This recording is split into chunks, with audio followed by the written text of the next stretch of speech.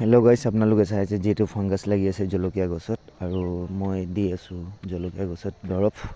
আৰু আপোনালোকে বনি থাকক কি দৰৱ দি আছোঁ চাই থাকক।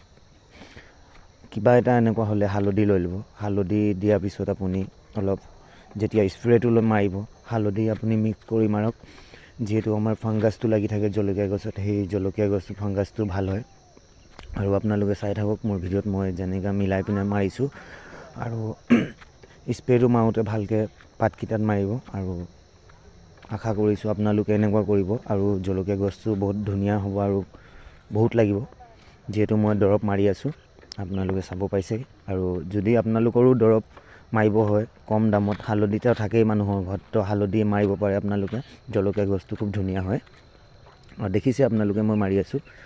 চ' মই এইটোৱে ক'ব বিচাৰিছোঁ আপোনালোকেও যদি ফাংগাছ লাগিছে জলকীয়া গছত, যেনেকৈ মেডিকেট লাগে, কিছুমান বেমাৰ যদি লাগে পাতত লাগি যায়, তাৰপিছত আপোনাৰ গুৰিত লাগি যায়, চ' আপুনি হালধি মাৰক ভাল হৈ যাব।